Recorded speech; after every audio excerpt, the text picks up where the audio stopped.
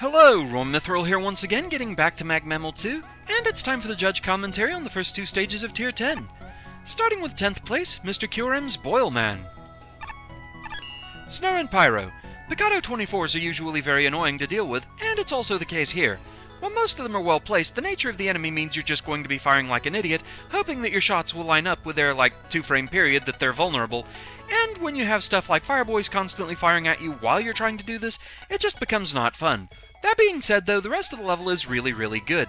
I really love the usage of the Waveman bubbles and the sea mines in general, and the sea mines especially are used in very clever ways with a variety of enemies. The custom enemies are pretty interesting, and the crab guy is adorable, heart, and they're used in tandem with the default engine assets very well. The noble nickels are a challenge to find, and I like all of them except for the first one because Picado 24s. The fight with Boilman himself is pretty good, though I'm really not sure how to dodge the attack with the triple flame pillars and Boilman triple jumping. Seems like the safe spots Boilman just blows steam, which apparently hits you, in. The fight with the air capsule is pretty great too, and it's a neat take on the capsule type boss. Also, I had to go to the hospital because I was mauled by the memes. Overall really great level that just gets brought down a bit by the Picado 24s. Joopy Hornet. Pretty nice level. I really like the custom fire enemies you made, especially the squids. I didn't like the Waveman bubbles, particularly in the last room before the boss. That section was very difficult compared to the rest of the level, which was pretty easy going. I also was disappointed in the lack of Waveman pipes. They would have fit this stage well. Boilman himself had a really cool design, but his attacks were really hard to dodge. Edit. The second time I played this, I went left at the beginning. Hey Mr. Curem, nice meme you got there. Angel. This one took me a while to grasp. It's a good stage with a lot of attention to detail and two cool boss fights. However, the only part where the player will ever die is the final stretch to the boss. There's basically no challenge provided in this level. Every enemy can be tackled one at a time, with only Fireboys and the squids being used to complement other enemies on screen occasionally. I found playing through this stage to be rather boring, simply because basically nothing is ever threatening or important enough to stop the player from advancing. I feel like a mid-boss or two would have helped this stage greatly in shaking things up. I had fun with the bosses, though they are not perfect. Air Capsule 2 suffers from I can tank hits until he's dead syndrome, and Boilman himself I've had a lot of trouble with predicting. Dodging his landing shockwave is difficult to do even if the player slides relatively early, and even then he can use his blast to chase the player down before landing. Gariri. Not that much of this level stood out for me, but I had quite a bit of fun playing it still. The types of enemies and obstacles used can be annoying at times, but the level was mostly well done. The new bosses and enemies are also pretty awesome, and the stage looks very good overall. And Acebark. Solid stage here, folks. This guy knows what he's doing. You took one gimmick and squeezed it for all it's worth. That's very commendable.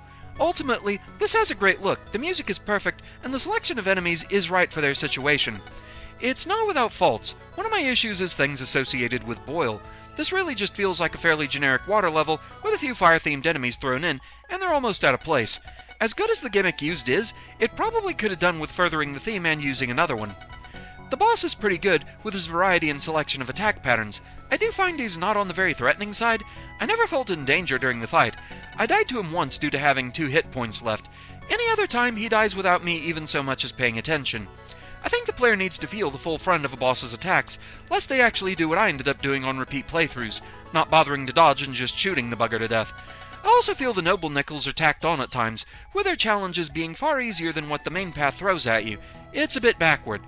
These are minor problems in the grand scheme of things. The level is just straight up solid, and I think Capcom would be happy to see such a level and Robot Master in a Mega Man 11.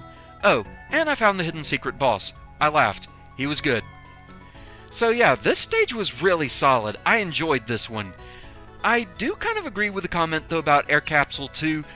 There are a lot of good ideas there, but it was kind of easy to just tank damage, and so I'm not even sure I really saw everything he could do.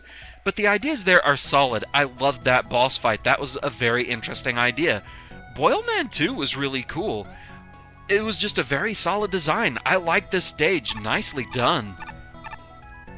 Next up we had 9th place, Saverdez's Komuso Temple.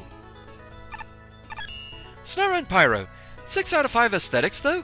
Oh my gosh, this level is amazing. It picks like 4 enemies and a single gimmick and makes a really great and creative level around them. The difficulty curve is excellent and makes sense, and the usage of the Tomahawk Band platforms is really great. The Noble Nickel rooms are hard but fair, and I really like the final stretch with the bajillion platforms. It's a really neat usage of them. Also, this is going to be like the one level I fangirl over because the aesthetics, seriously, this level looks amazing. It sets up a great atmosphere, and having the moon and the parallax clouds and mountains during the boss fight is such a great touch. Seriously though, this level is awesome. It plays great, it's designed really well, and it's overall just really nice. And all of it without any major custom assets. Joopy Hornet. That was a fun level. I really liked the cave story background and recolored Pharaoh Man tile set you used. It gave the level a sort of mystic feel to it. The boss room looked especially good. The noble nickels were fairly easy to find, but incredibly hard to actually get. The last room with all the platforms was a bit extreme compared to the rest of the level. He really could have done without the laser shooting enemy. Angel. I love this level. It's really scary, but ultimately not too bad to traverse, making the end of each room all the more rewarding. It also limits itself to a small toolkit, which works with the theme and supports it. I find it kinda sad how most of this level's challenges, especially later on, can be pretty much trivialized with Sakugarne, but that's kinda missing out on the point. The stage, in my opinion, also works beautifully for Komuso Man himself. Dunno, to me he just seems like the kinda guy who'd put traps everywhere in his house. I feel like the level could have done a tiny bit more in terms of small optional areas for pickups, or more with its platforming challenges, but regardless it feels super great to play, and I like it a lot. Gariri.